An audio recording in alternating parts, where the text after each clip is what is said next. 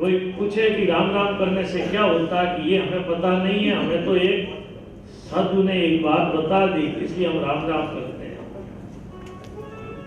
सहज में बहुत पार हो जाओगे भाई बहन, सहज में। कली काल में राम नाम ही तरण तारण साधन। राम राम राम राम राम राम राम राम राम, सीधी साधी बात। केवल नाम ही तरण तारण साधन। बड़ों की कभी हंसी नहीं करनी चाहिए। भगवान द्वारका में विराजमान है, द्वारका वासियों को अनुपम सुख दे रहे हैं। यादवों के बालक बाहर खेल रहे थे तो वहां पिंडर क्षेत्र में कुछ साधु संत रहते थे। तो यादवों के बालकों ने सोचा चलो महात्माओं से मजाक, साधु संतों से मजाक नहीं करनी चाहिए। उन बालकों ने क्या मजाक की, जामवंती का बेटा था शाम, उसके दाढ़ी मूंछ आए हुए नहीं है, उसको स्त्री के कपड़े पहनाए, पेट पर खूब सारे चींथड़े बांध दिए, बड़ा सा पेट किया, बड़ा सा घूंघट निकलवा कर महात्माओं के पास आए। अविनीत होते हुए विनीत भाव से बोले, महाराज ये गर्भवती स्त्री है, जल्दी बालक को जन्म देगी, आप त्रिकालदर्शी महात्मा हैं, बताइए महाराज इसके लड़का होगा लड़की होगी? महात्मा गुस्से में हो गए, साधु संतों से मजाक। मारवाड़ी कहे एक घर तो डाकड़ी का है, दुनिया में कैसे कैसे लोग हैं, साधु संतों से मजाक। महात्मा गुस्से में बोले, न लड़का होगा न लड़की, तुम्हारे कुल का नाश करने वाला मुसल प्रकट होगा।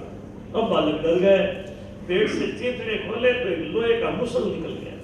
अब बालक डर गए, वो मुसल लेकर के यादवों की सभा में आए। उग्रसेन जी को सब बात सुनाई, सब यादव बात सुनकर डर गए। उग्रसेन जी ने बुद्धि बल से मुसल को विश्वा कर उसका चूर्ण करवाया और उसको समुद्र में फेंकवा दिया, और घिसते घिसते जो लोहे का टुकड़ा नहीं घिसा गया उसको भी समुद्र में फेंक दिया। एक मच्छी ने उस लोहे के टुकड़े को निगला, मला लोगों ने दूसरी मच्छियों के साथ उस मच्छी को भी पकड़ा, उसके उधर से वो लोहे का टुकड़ा निकला। जरा नाम का व्याध वही लोहे का टुकड़ा बाण के अगले भाग पर लगाता है और वही बाण उसने भगवान के चरणों में लगाया। जो चूर्ण समुद्र में फेंका था वो पानी की तरंगों में बहता हुआ किनारे आकर के जम गया, एरो घास के रूप में उग गया। जिसको हाथ में लेते हैं तो वो खड़क का काम करता है। यादवों के बालकों ने डर के मारे भगवान को बात की, कही नहीं, भगवान तो सर्वांतर्यामी है, सब जान गए। संतों के साथ को अन्यथा नहीं किया। अरे भाई, साधु संतों से मजाक करोगे तो दंड तो भोगना ही पड़ेगा। आज वसुदेव जी द्वारका में महल में थे, नारद जी महाराज वसुदेव जी के महल में आए। वसुदेव जी ने नारद जी का सत्कार किया। वसुदेव जी ने नारद जी से भागवत धर्म पूछे। तब नारद जी ने वसुदेव जी को निमिष सिद्धेश्वरों का संवाद सुनाया। ये नौ महात्मा निमि की यज्ञशाला में आए। कबीर हरिर अंतरिक्ष प्रबुद्ध पिपलायन आविर रुद्रो अथ द्रुमिला संसह करवाजन। निमि ने इनसे भागवत धर्म पूछा तो ये महात्मा भागवत धर्म सुना रहे हैं। कायेन वाचा मनसेन्द्रियैर्वा बुद्ध्यात्मना वानुसृतः स्वभावात् करोति यद् सकलं परस्मै नारायणायेति समर्पयेत्। शरीर से, वाणी से, मन से, इंद्रियों से, अभिमान से और अपने अपने अनुगत स्वभाववश आदमी जो भी कर्म करे, सभी कर्म भागवत भगवान को अर्पण कर दे तो सभी कर्म भागवत धर्म हो जाते हैं। निमि के पूछने पर महात्माओं ने माया, उसकी निवृत्ति के उपाय, ब्रह्म कर्म की चर्चा करते हुए कहा, मनुष्य अपने बुद्धि बल से अवतारों की गिनती कर सकता है, लेकिन भगवान की महिमा का अंत नहीं पा सकता। रेत के कणों की मनुष्य गिनती कर सकता है, लेकिन भगवान के अवतारों की गिनती नहीं कर सकता। जो अभक्त होता है उसकी दुर्गति होती है। अभक्त कौन है? जो जो गंदा खान पान करता है, जिसकी रहनी करनी अच्छी नहीं है, जो गंदा खान पान करता है, जिसकी रहनी करनी अच्छी नहीं है, वो नरक में जाता है। युग के अनुसार भगवान की पूजा के अलग अलग विधान हैं। कलयुग में तो नाम कीर्तन की महिमा है। कलयुग केवल नाम आधारा, कलयुग में केवल नाम की महिमा है। उपदेश देकर के महात्मा अंतर्धान हो गए। नारद जी बोले, वसुदेव आपने तो भगवान को पुत्र मानकर अपनी आत्मा को धन्य किया है। नारद जी चले गए। एक दिन ब्रह्मा जी देवता द्वारका में आकर प्रभु के चरणों में नंदन वन के पुष्प अर्पित करते हैं। ब्रह्मा जी बोले, प्रभु आपको अवतार लिए 125 वर्ष हो चुके हैं, अब धरा का कोई कार्य शेष नहीं रहा, अब आप नित्य धाम में पधारो। तब यहाँ भगवान बोले, अभी यादव कुल बाकी है, यादवों का पराभव देवता भी नहीं कर सकते। यादव कुल का स्नान होगा, फिर मैं अपने नित्य धाम में आऊंगा। देवता अपने अपने लोक में गए। थोड़े दिनों के बाद द्वारका में धूमकेतु का उदय हुआ। 13 दिन का पक्ष हुआ। भूकंप, उल्कापात, दिग्धा, अनेकों उत्पात होने लगे। भगवान ने बूढ़े यदुवंशियों को बुला करके कहा, देखो ये मृत्यु के उत्पात हो रहे हैं, अब यहाँ रहना ठीक नहीं, यदुकुल को शाप हो चुका है, चलो प्रभात क्षेत्र चलते हैं, वहां दान पूजन करेंगे। सब लोग प्रभात क्षेत्र जाने के लिए रथ में बैठने लगे। उद्धव जी भगवान के चरणों में आए, बोले, प्रभु मैं तो आधे क्षण भी आपके चरणों को छोड़ना नहीं चाहता, आप मुझे भी अपने नित्य धाम में साथ ले चलो। तब भगवान यहाँ उद्धव जी को ज्ञानोपदेश देते हैं। यहाँ से देखो उद्धव गीता शुरू होती है। भगवान ने कहा, उद्धव, विवेकी लोग विषय वासना से साधना के द्वारा अपना उद्धार स्वयं करते हैं। मैं आपको एक इतिहास सुनाता हूँ। यदु और अवधूत का संवाद है।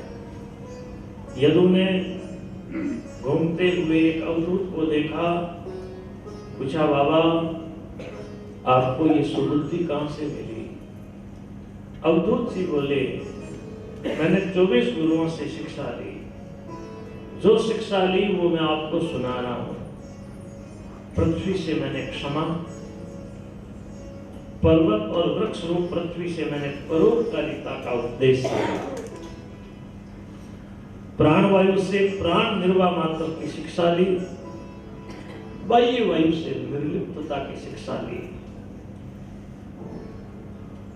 अनासक्ति का उपदेश सीखा,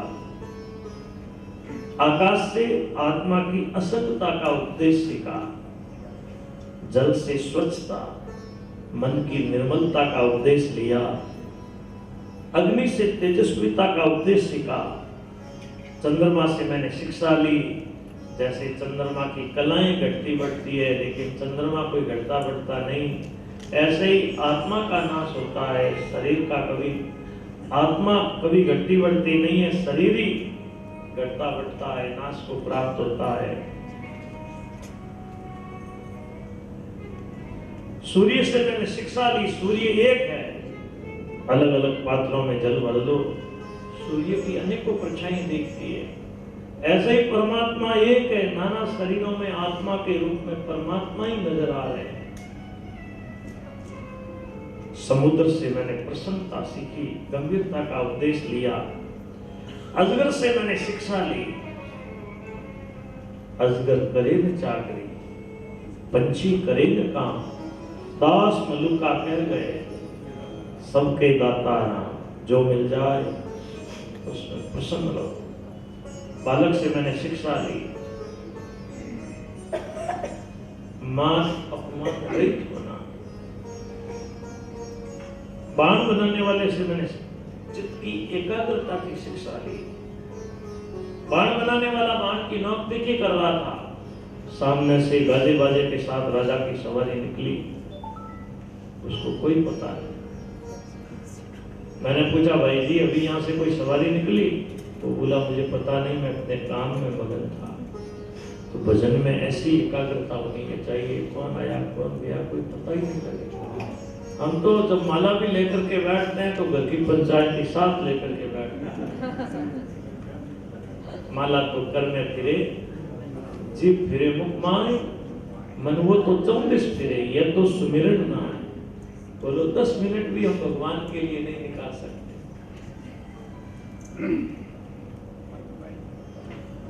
मकड़ी से मैंने स्वतंत्रता की शिक्षा ली। मकड़ी अपने मुख से तंतुओं का जाल बनाती है, उसमें रहती है, फिर निकल देती है। और भृंगी से मैंने शिक्षा ली, भगवान का ध्यान करते हैं तो भगवत सारूप्य होता है। कीट जिसको भमरा पकड़ करके माटी के ढीले में बंद करता है, ऊपर से बन बन ऐसी आवाज करता है, वो कीट भमरा बन करके उड़ जाता है। ऐसे ही जो व्यक्ति मृत्यु से डरता हुआ हर समय भगवान को याद करता है तो वह भगवत स्वरूप की प्राप्ति कर लेता है। कबूतर से मैंने शिक्षा ली, ग्रह शक्ति का त्याग। कबूतर और कपोती दोनों साथ रहते थे, दोनों में गढ़ अपने, दोनों कभी एक दूसरे से जुदा नहीं होते। कपोती जो चाहती है, कबूतर अथक प्रयास करके वो वस्तु ला करके देता था।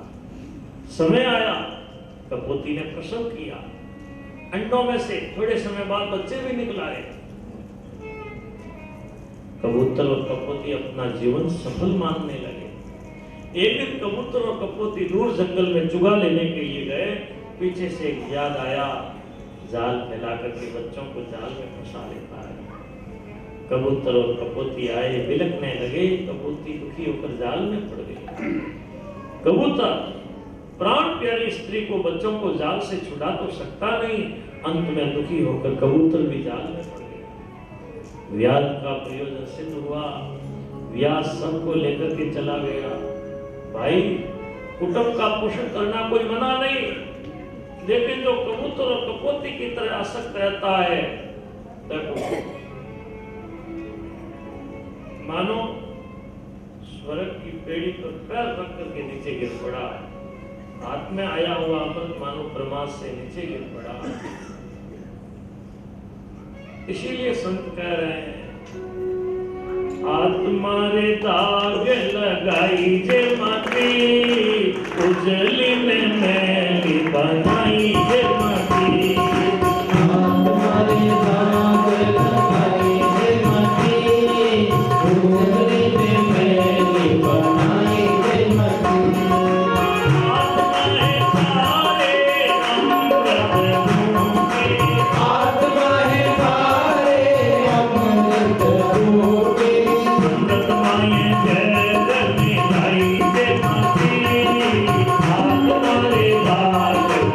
Hare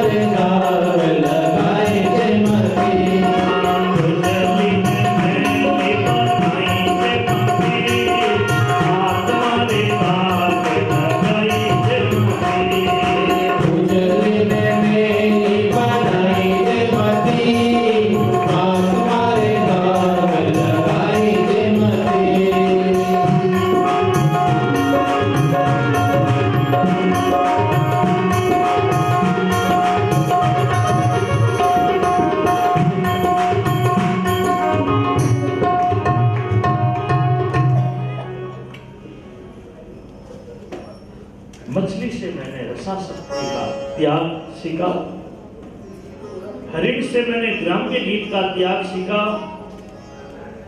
कुंवारी के कंकण से मैंने शिक्षा ली। ज्यादा लोगों के साथ रहोगे तो कले झगड़ा होगा, दो के साथ रहोगे तो बातचीत होगी। साधक को तो अकेले बैठ करके साधन भजन करना चाहिए। हाथी से मैंने स्पर्श शक्ति का त्याग सीखा, सर्प से ग्रह निर्माण शक्ति का त्याग सीखा, पतंगे से मैंने रूपा शक्ति का त्याग सीखा, क्रूर से मैंने शिक्षा ली प्रिय वस्तु का त्याग करो। भमरा, मधुहरता और पिंगला से मैंने दो शिक्षा ली। मधुकर से माधुकरी, सार संग्रह ऐसा उपदेश सीखा। मधुमक्षिका से संग्रह का त्याग सीखा। मधुहरता से संचय त्याग पर संचित ग्रहण का उपदेश सीखा। पिंगला से मैंने आशा शिक्षा ली, आशा ही परमम दुख, नैराश्यम परमम सुख। 25वां गुरु मेरा ये शरीर है। मुझे पता है ये शरीर मिला है, एक दिन ये शरीर नष्ट हो जाएगा।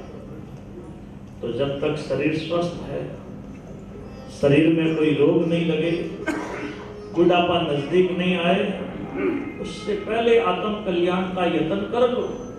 नहीं तो लागिए लाई बुझावण को तब कूप कदे न खिणी जिए रे। घर में आग लग गई है, अब अल्लाह मचा रहे हो, गहती फावड़े लेकर आओ, क्या करोगे? घर में आग लग गई है, कुआं खोदेंगे, पानी निकालेंगे। कब कुआं खोदेगा, कब पानी निकलेगा? पहले ही आग घर को स्वार कर लेगी। मृत्यु आ जाएगी, फिर कहोगे अब राम राम करें, अब सत्संग करें, फिर कुछ नहीं होगा। करना सो कर लीजिए, काला कैसा काम, क्योंकि जीवन का कोई भरोसा नहीं है। भगवान बोले उद्धव,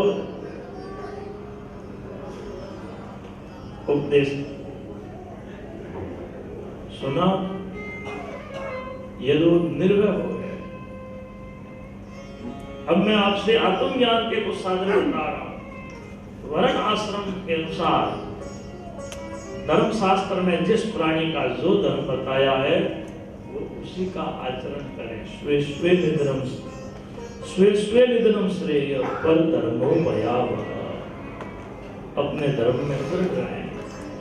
धर्म की आप रक्षा करोगे तो धर्म आपकी रक्षा करेगा। धर्मो रक्षति रक्षता। अपने धर्म में दृढ़ रहना चाहिए। जब व्यक्ति मेरा मेरा करता है तो बन जाता है, सब परमात्मा का है ऐसा मानता है तो वह मुक्त हो जाता है।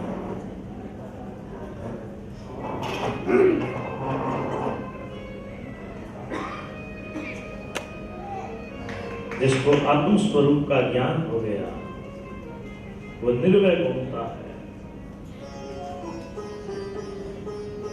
भगवान कह रहे हैं उद्धव, सत्संग और भक्ति ये मेरी प्राप्ति के सबसे उत्तम साधन है।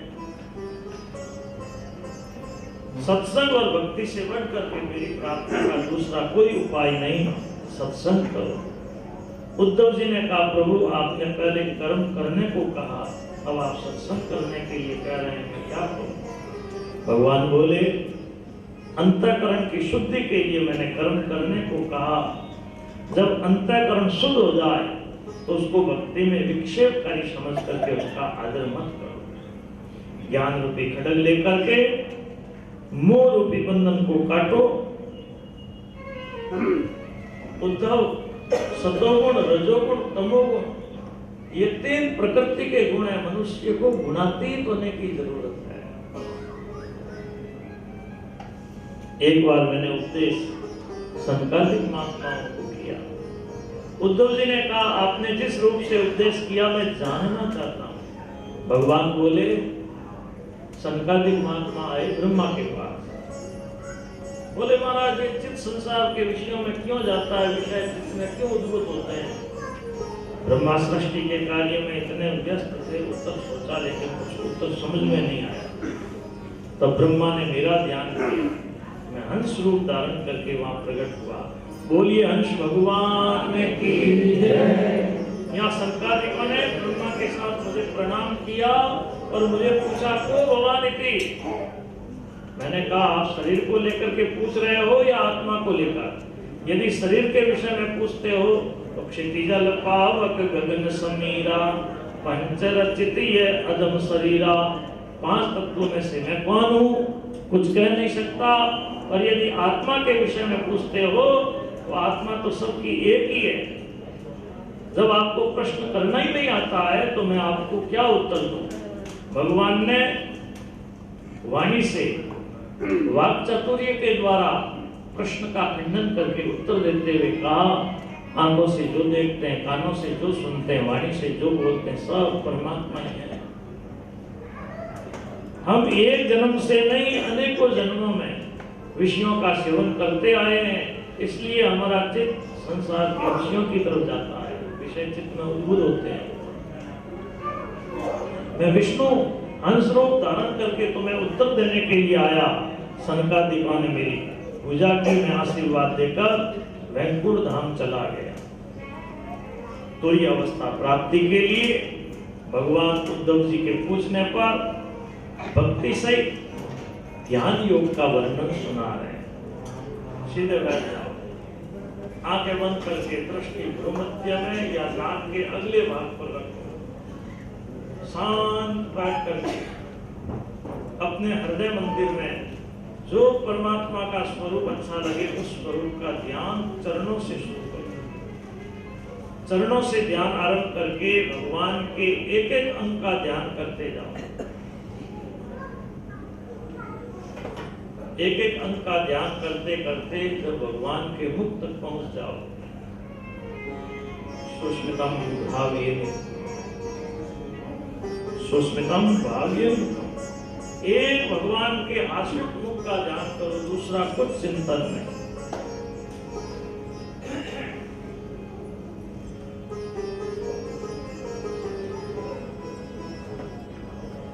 ये ध्यान योगियों की पद्धति के अनुसार है। साधारण व्यक्ति को जो भगवान का स्वरूप अच्छा लगे उस स्वरूप का ध्यान करना चाहिए।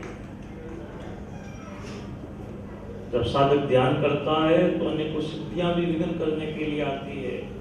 साधक को चाहिए वो सिद्धियों के प्रलोभन में कभी भी नहीं पड़े।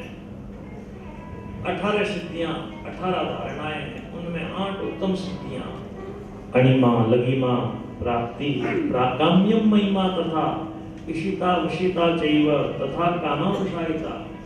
कौन सी क्रिया से कौन सी सिद्धि मिलती है? मूल का विषय बड़ा गंभीर है। पुस्तक के आधार पर यौगिक क्रिया नहीं करनी चाहिए। यौगिक क्रिया योगिक गुरु के चरणों में रहकर ही सीखनी चाहिए।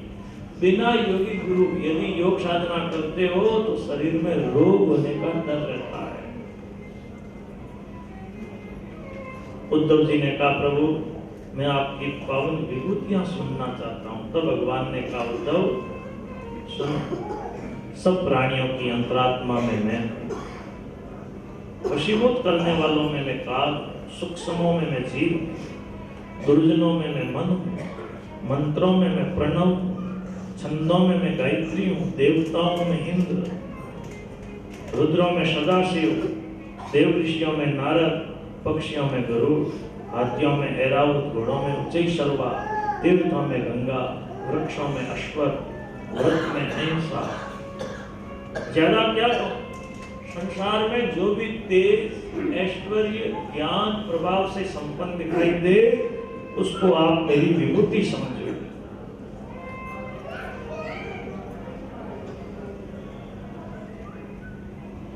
किसी भी प्रकार से जीवों का चित्त प्रभु में स्थिर हो जाए, ये सब बातें बताई गई। अब आगे के प्रसंग में उद्धव जी के पूछने पर भगवान ने चारों वर्ण, जिसमें ब्रह्मचारी, गृहस्थ, वानप्रस्थ और सन्यास के धर्म सुनाते हुए कहा, सभी को अपने स्वधर्म का पालन करना चाहिए।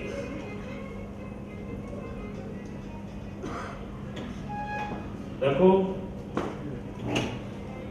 आप सड़क पर चलते हो तो सड़क के भी, यातायात के भी नियम हैं। आपको यातायात के नियमों का पालन करना पड़ता है, और यदि यातायात के नियम तोड़ते हो तो कहीं भी कभी भी दुर्घटना हो सकती है, और यातायात के नियम से चलोगे तो दुर्घटना से बच जाते हो। ऐसे ही हमारे ऋषियों ने हमारे जीवन के लिए कुछ नियम बताए। ऋषियों के बताए हुए नियमों का हम पालन करते हैं तो हमारी जीवन नैया धन्य हो जाती है, और यदि महापुरुषों के बताए नियमों की अवहेलना करते हैं तो हमारा जीवन पतन की तरफ चला जाता है।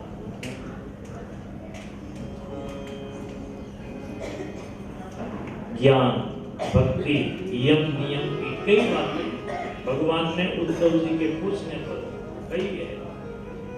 किसी में भी दोष नहीं देखना, किसी में भी गुण दोष नहीं देखना, ये सबसे बड़ा गुण है। संसार में क्या अच्छा और क्या बुरा,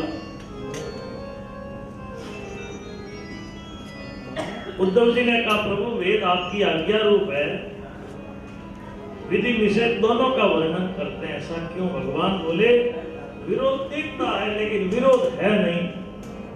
जिस साधन की, जिस साधन में निष्ठा होती है उसको वही साधन बताया जाता है। किसी की कर्म में, किसी की ज्ञान में, किसी की भक्ति में निष्ठा है।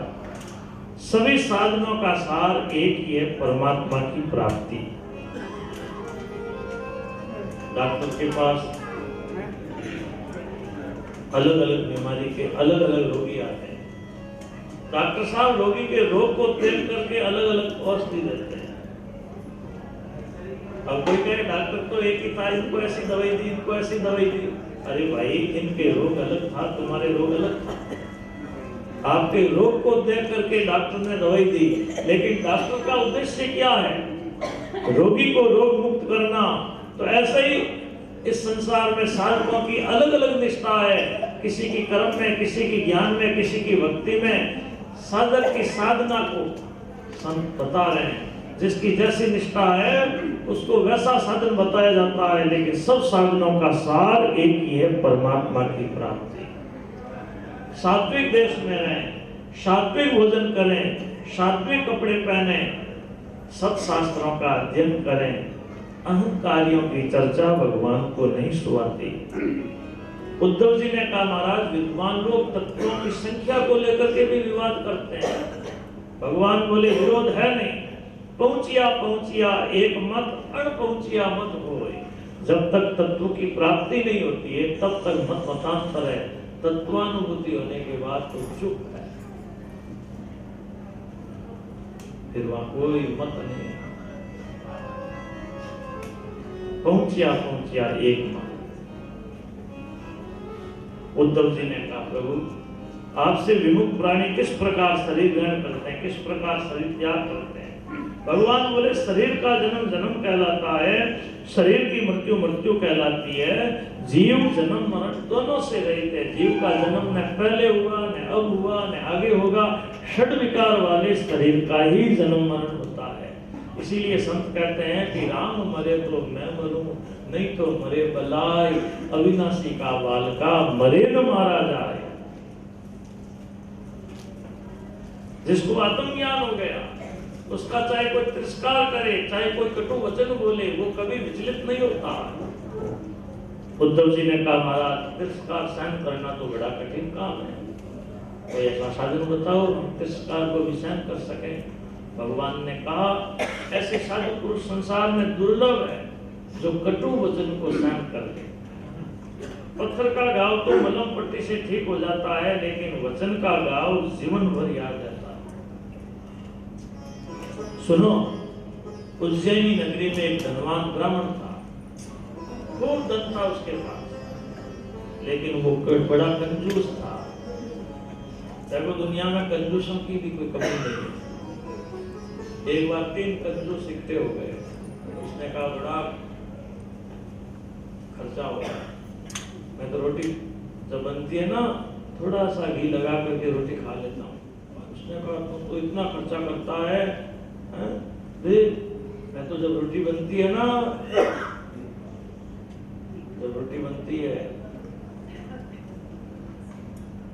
तो बाल्टी का ढक्कन खोल करके उसको रोटी रख करके रोटी खा लेता।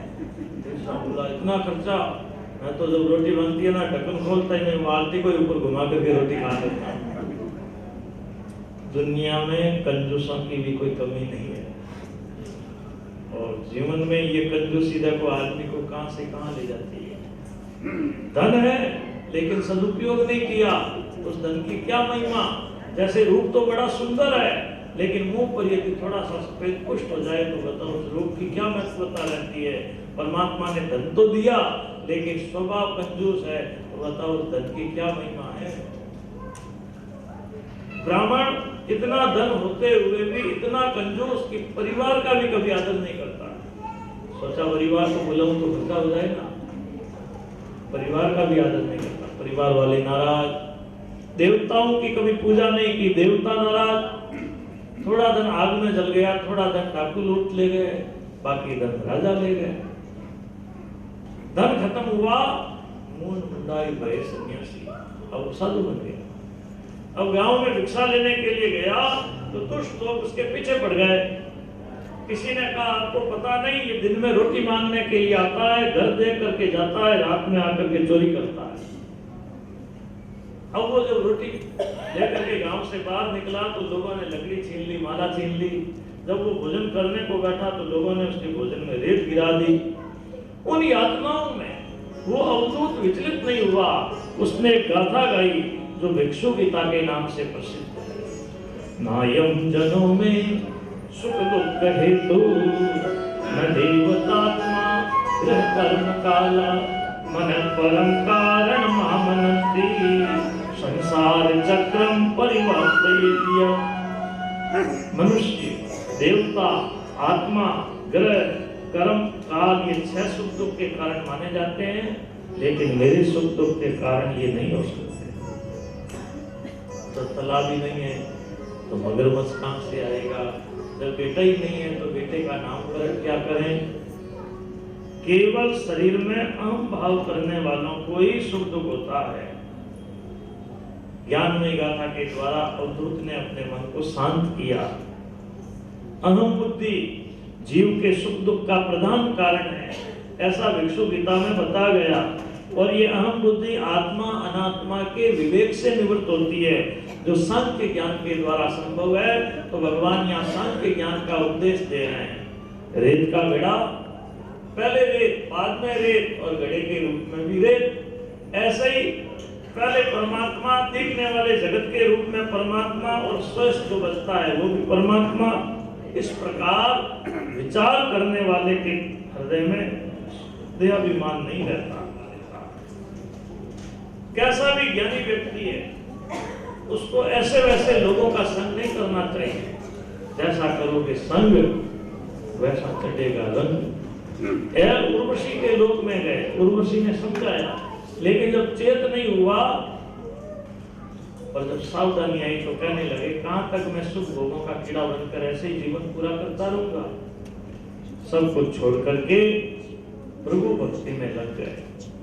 बुद्धिमान व्यक्ति को कुसंग का त्याग करके सत्पुरुषों का संग करना चाहिए, तभी जीवन सफल हो सकता है। क्योंकि सत्पुरुषों के समाज में भगवान की पावन कथाएं होती है।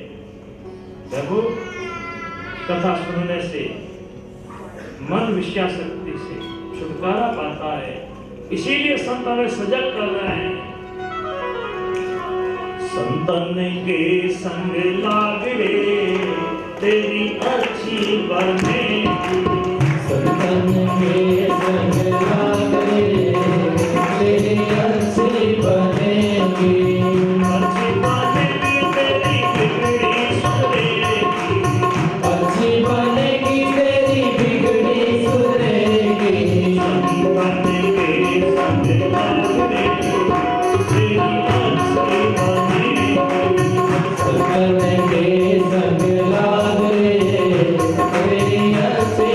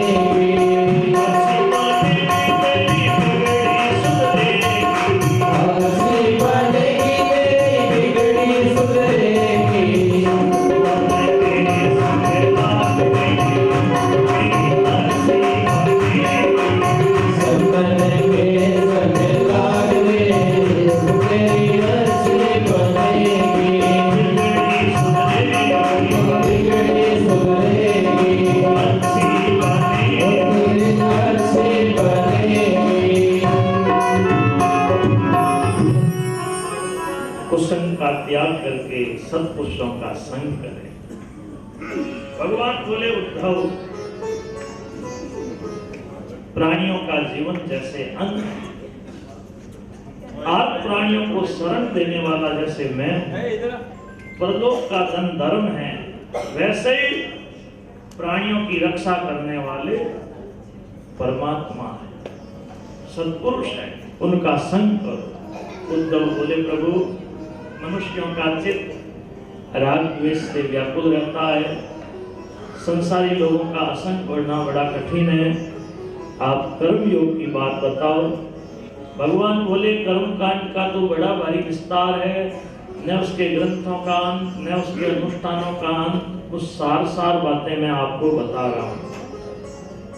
नित्य शुद्ध दातुन से दातुन करें। कई दफा चर्बी के दातुन आते हैं, चर्बी की चीज काम में नहीं लेनी चाहिए। नित्य निर्मल जल से स्नान करो, संप्रदाय के अनुसार तिलक करो, मानसिक पूजा में निष्ठा है तो मानसिक पूजा करो, सगुण में निष्ठा है तो सगुण भक्ति करो, शालग्राम समुद्र सेवन तन तुलसी कर लीजिए, आत्म चंदन गजगज खर्चों ईश्वर सेवा कीजिए। कोई भी शुभ काम करो तो पहले गणेश जी को याद करो। मूर्तियां 8 प्रकार की है, शैली, दारुमयी, लोही, लेख्या, लेख्या चैकती, मनोमयी, मणिमयी, प्रतिमा, अष्टविधा, स्मृता। घर में नित्य गीता, रामायण, भागवत का पाठ करते रहना चाहिए। जितना समय मिले नित्य घर में पाठ करें। जिस घर में गीता, रामायण, भागवत है वो घर तीर्थ कहलाता है, और उस घर में रहने वाले सब के सब प्राणी तीर्थवासी होते हैं। जिस घर में गीता, रामायण, भागवत है उस घर की तरफ यमदूत कभी आंख उठा करके भी नहीं देखते।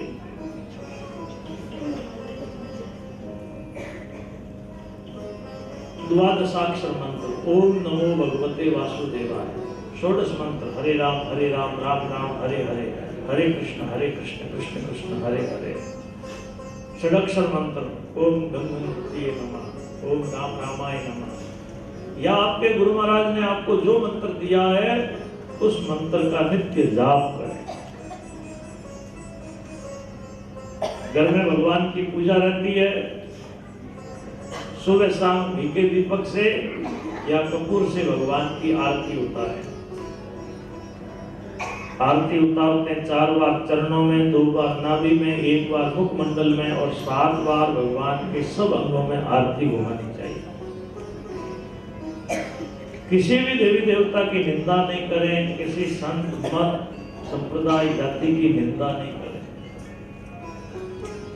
आपको जो मार्ग अच्छा लग रहा है आप उस मार्ग पर रहें, कभी किसी की निंदा नहीं करें। मंदिर में तुलसी दल चरणामृत लेना चाहिए। भगवान ने आपको धन दिया है तो धन का सदुपयोग, अपनी जाति में, अपने मोहल्ले में, अपने गांव में ऐसी विधवा स्त्री जिसके आगे पीछे कोई कमाने वाला नहीं हो तो उसके घर में अन्न पहुंचा दो, कपड़े पहुंचा दो। विद्यार्थी जो पढ़ने वाले हैं उनको पुस्तकें दिला दो, बालकों के भोजन की व्यवस्था कर दो। वर्तमान समय में गायों की जो दुर्दशा है, देखो आज कोई भी जानवर आपको आवारा नहीं मिलेगा, और आज गायें सुनी हो गई है। जिस गाय को सर्वदेवमयी कहा गया है, आज उस गाय की क्या उपेक्षा हो रही है। कत्ल खानों में गायें कट रही है। जिस देश में दूध दही घी की नदियां बहती थी, आज इस देश में देखो गो हत्या जैसा पाप हो रहा है। थोड़ा बहुत जो कुछ गोधन बचा है तो गौशालाओं के माध्यम से बचा है। आपके गांव में जहाँ गौशालाएं हैं वहाँ सेवा भी। गायों को बचाने के लिए आप अपने धन का सदुपयोग करो। गाय बचेगी तो राष्ट्र बचेगा, और गाय की रक्षा करना हम सबका कर्तव्य बनता है। जहाँ आपको अच्छा लगे कि यहाँ गायों की सेवा होती है, वहाँ गाय की सेवा करो। और गाय के लिए करना क्या है भाई? गाय कोई डबल रोटी थोड़ी खाती है। गाय के लिए घास चाहिए, चारा पानी, और चारा भी कितना? एक दिन में 20 रुपये का चारा हो तो गाय गुजारा कर देती है। और हम बोलो फिजूल खर्ची में कितने पैसे खर्च कर देते हैं। ये भाई बहन, इनसे पूछा जाए कि दिन में चाय कितनी बार पीते हैं? बोलो। 2 बार। मेहमान अवल 3 बार मना करो। एक चाय के कितने रुपये लगते हैं? 10 रुपये। और नहीं करते 2 तो सुबह शाम पीते ही हो। एक मेहमान की कितनी हो गई? 30 रुपये। कितने हो गए? 10 रुपया थाने लाग लो, 20 रुपया गया में 2 गाय बच जाएगी। खर्चा हम बचा करके जीवन सफल कर सकते हैं, लेकिन जब ध्यान नहीं देता। 20 रुपये का चारा और 30 दिन महीने में होते हैं। 20 और 30 कितने हो गए भाई साहब? 600 रुपये महीने का। 12 महीने के 7,200 रुपये। और बताओ, जन्मदिन आता है, शादी की सालगिरह आती है, होटल में जाते हो, कितना कितना खर्च कर लेते हो। बताओ मिलता क्या है? यदि उस दिन हम भाव बना लें कि होटल में नहीं जाएंगे, उस दिन हम अपने हाथ से गाय के लिए चारा देंगे, तो मेरे भाई बहन जीवन सफल हो जाए। घर में पहले नित्य गोग्रास देते थे, अब नित्य यहाँ शहरों में कहाँ से गाय लाएंगे, कहाँ गोग्रास देने जाएंगे? तो मैं तो आप भाई बहनों से प्रार्थना करता हूँ, एक डब्बा रख लो, जब रोटी बनती है माता बहनों से निवेदन है, आप ऐसे तो गोग्रास दे नहीं सकती, तो 1 रुपया डब्बे में गिरा दो, हमेशा का 1 रुपया 1 रोटी का। और जब कुछ पैसे इकट्ठे हो जाए, उनको इकट्ठा करके जहाँ गौशाला है वहाँ जाओ, परिवार के साथ अपने हाथ से गुड़ खरीद करके गाय को गोग्रास दे दो, आपका जीवन सफल हो जाएगा, वहाँ का आपको आशीर्वाद मिलेगा। ध्यान देना, दिया मिल देवे नहीं, दीना ना दयाल। यहाँ दोगे तो आगे मिलेगा, यहाँ नहीं दोगे तो आगे कुछ मिलने वाला नहीं है।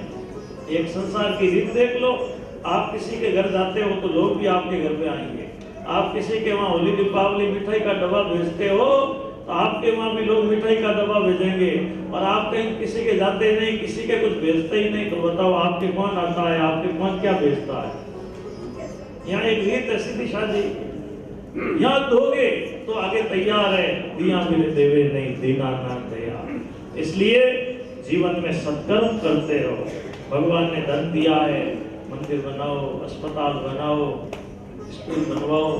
आगे देखो हमारे पूर्वज धर्मशालाएं बनवाते थे, स्कूल, अस्पताल, कुआ, बावड़ी, ऐसे पारमार्थिक कार्य करते थे। और उन पूर्वजों के बताए मार्ग को जीवन में सदा याद रखना चाहिए, उन चिन्हों पर हमें चलते रहना चाहिए। 24 घंटों में थोड़ा सा समय निकालकर नित्य परिवार के साथ कीर्तन करो। मैंने आपको जीवनोपयोगी कुछ साधन बताए। जो भगवान की बताई बात का अनुसरण करता है वो भगवत धाम को पा लेता है। भगवान बोले, उद्धव अब मैं अपने परम धाम में जाने का विचार कर रहा हूँ। कुछ संक्षेप में ज्ञान की बातें कह रहा हूँ। सबका अपना अपना अलग अलग स्वभाव है। कभी किसी के स्वभाव को लेकर कभी किसी की निंदा स्तुति नहीं करें। देखो हम अच्छे की पहचान क्या रखते हैं? जो हमारे मन के अनुकूल चलता है वो तो है अच्छा, और मन के प्रतिकूल हो गया वो हो गया बुरा। ये अच्छे बुरे की पहचान नहीं है।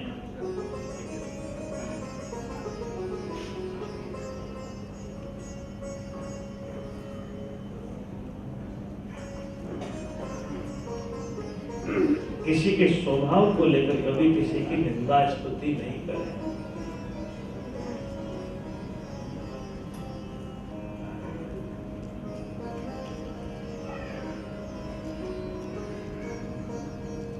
उद्धव, ये संसार पहले नहीं था, बाद में नहीं रहेगा।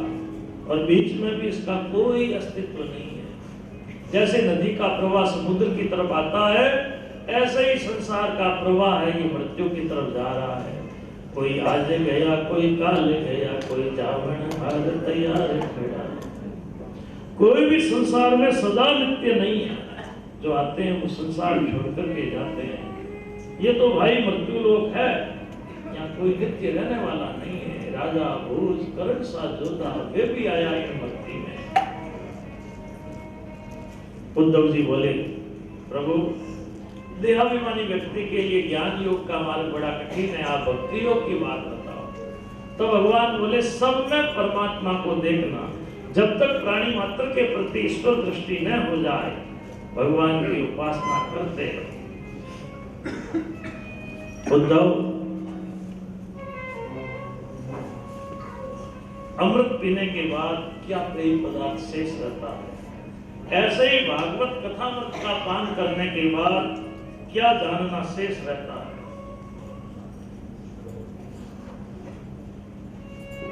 उद्धव जी कहने लगे, प्रभु आपने कृपा की, परम कल्याण का मार्ग में दिखाया।